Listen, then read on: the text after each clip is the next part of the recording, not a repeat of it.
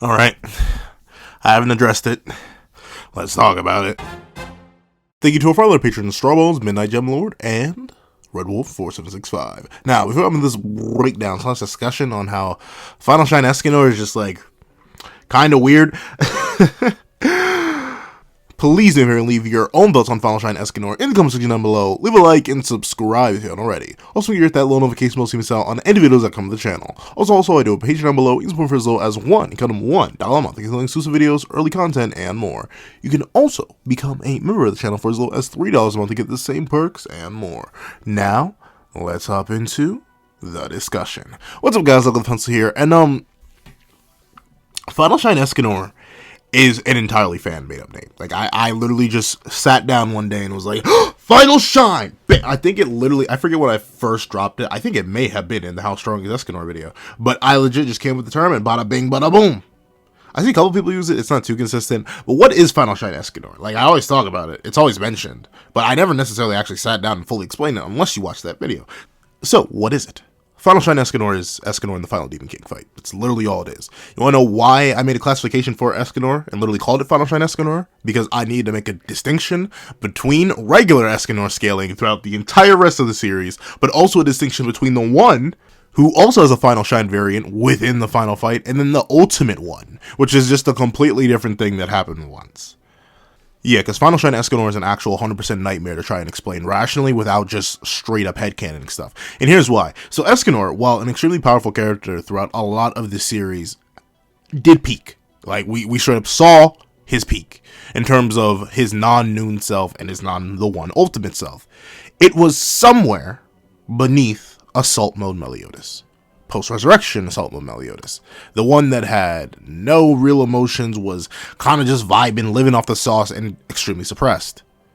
That's where he peaked out. Sure, is that still an amazing peak to have? Yes, it puts him above a whole lot of the series.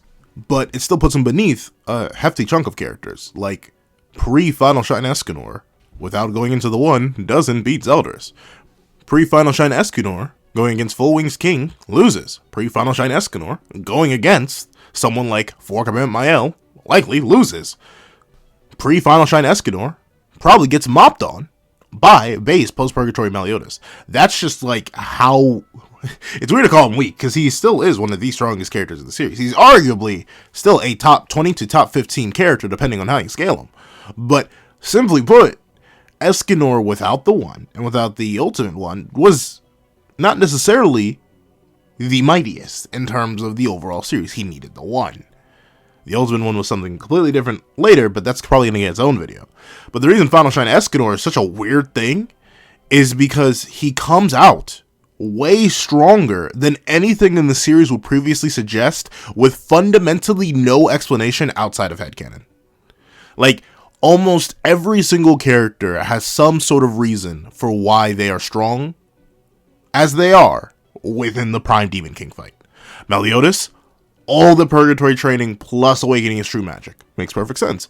Bon, all of Purgatory plus a Sacred Treasure round. Makes sense. King, Full Wings King. Need I say more? That's about it. Merlin's also weird. I straight up won't lie, she just gets stronger. Like, no holds barred. There's just no explanation for Merlin. Pre-Infinity Merlin to post-Infinity Merlin to Prime Demon King fight Merlin, just weird. Like, a character that's going to get their own video talking about how weird their scaling is and how, narratively, there's no excuse for why it's so weird. Gowther pretty much stays the same strength. The only thing you could argue they get better in is speed. But even then, they are not one of the main combatants on the front line against the Demon King. Diane, fast enough to hit the Demon King with strikes, is because other people literally stalled for her and let her drolls dance up to infinity. Every other character has an explanation. In narrative explanation, except for Merlin.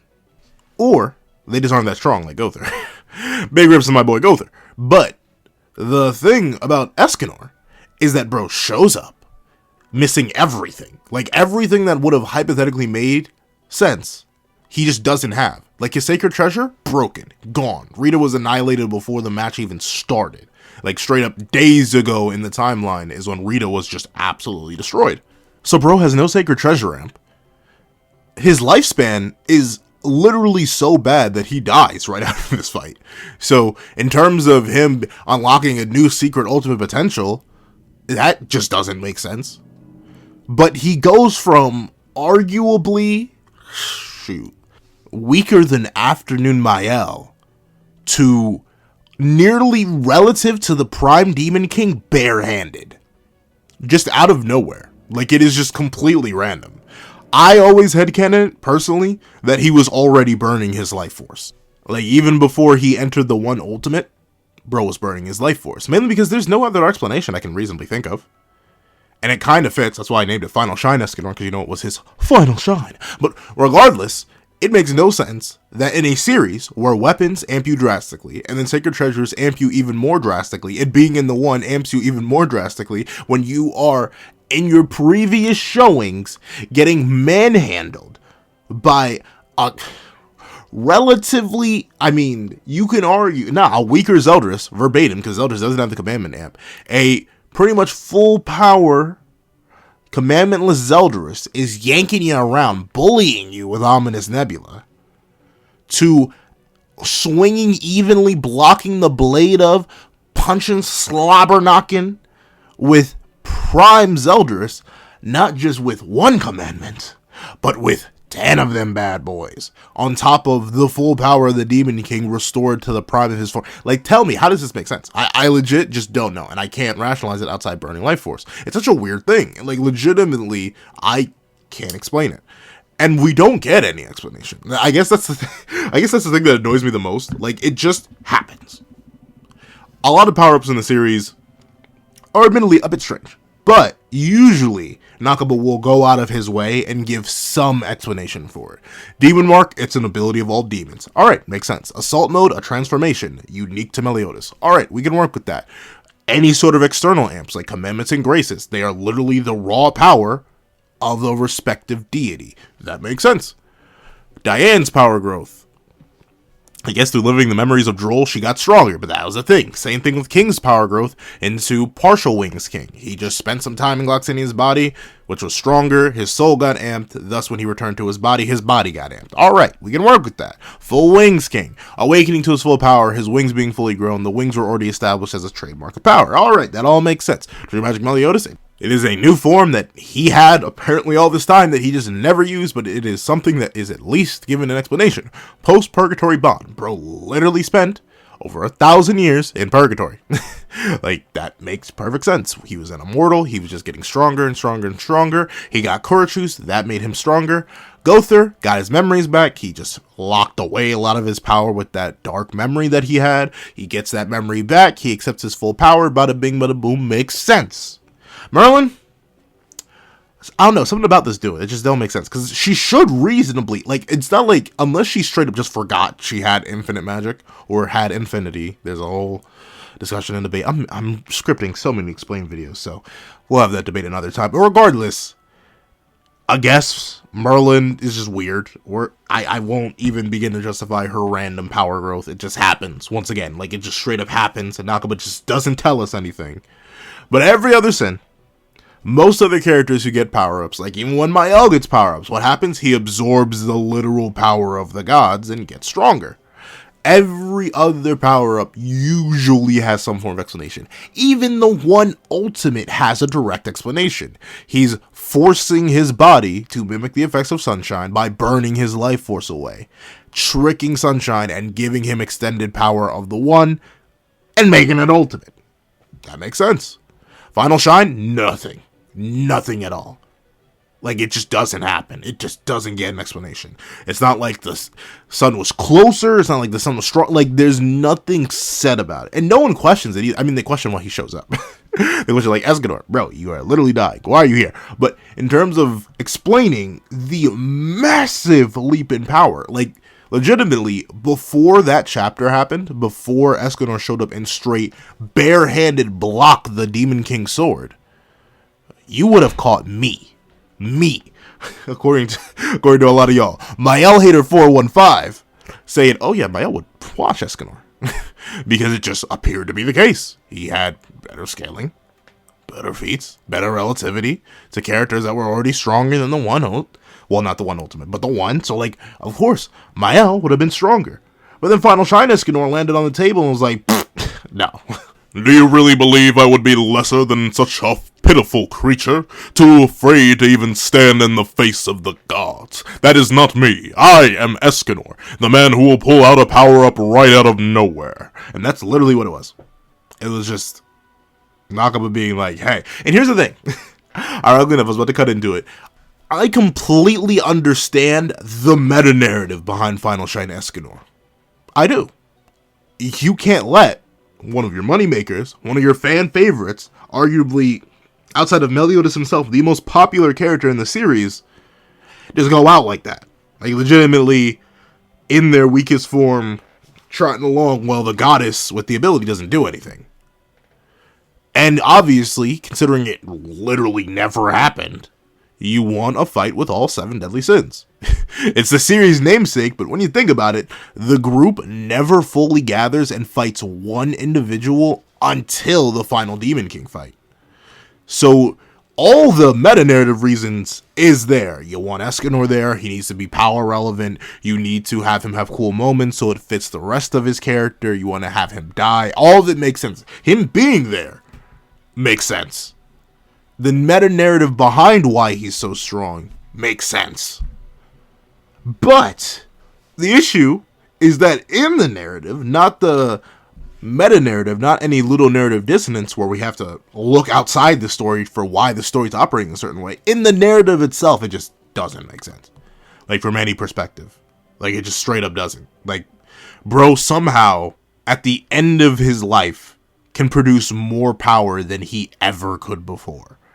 To degrees that are beyond his sacred treasure, and beyond the sacred treasure of multiple other beings. Like, Final Shine Escanor went from getting mopped by Full Wings King and Korachus Bon, or even really a post-Purg Bon, to being able to neg them both. Well, I know something, maybe not Bon. Bon's different. But at least be relative to Bon and neg King after not being relative to them at all. Like, literally, he would have been mopped without this scaling. Without Final Shine, Escanor would be way weaker. In terms of just his regular state, no Final Shine Escanor in the one ultimate. And that's just it. It's just a weird thing, right? And all it would have taken was a line. All it would have taken was a line. Escanor, how did you get this strong? I'm here to sacrifice my life alongside my friends, so I'm putting everything I have into this battle. Sure, does it seem weird? Yes. It still is a bit crazy, a bit goofy, but it isn't necessarily too strange because there have been previous examples of this series where characters will put their entire life force into an attack and die. Zaratros is a perfect example of that. Bro said, I'm going to use everything. Did nothing against Fraudrin. And then he died. So it's not entirely possible, or impossible, or illogical by the series standards. It's just that Nakaba doesn't tell us anything. It's not in any data books why he's so strong. It's not even, that's the thing, it's not even something that Nakaba classifies as a separate state. We're just meant to accept that Escanor barehanded is now relative to characters who should blow him out of the water based on the entire narrative beforehand. Like, bro leaped. And admittedly, I will say this. The final Demon King fight, or at least the Prime Demon King fight, is a culprit of just a lot of weird scaling stuff. Like, it just goes crazy. Like, the whole back half of the narrative tells you one thing, only for the front half of the narrative, the back couple chapters. Like, I'd say the last 30-ish chapters are when Nakaba just leaps. In terms of jumping the shark with scaling, he just leaps. And we'll talk about that, once again, another day. But at least for Final Shine Escanor, it's a super weird, massive, omega crazy in the membrane leap of power that goes completely unexplained and gets quickly overridden by the one and the one ultimate, but it still is so important on a scaling front that it takes Escanor from maybe a top 20 character to arguably a top 10, maybe even top 8. Probably higher. I don't know. This is what I think. I think the one ultimate is cool, and I think the 1 is cool, but Final Shine Escanor is a bit of a weird thing. However, that's what I think. Please tell me what you guys think in the comment section down below.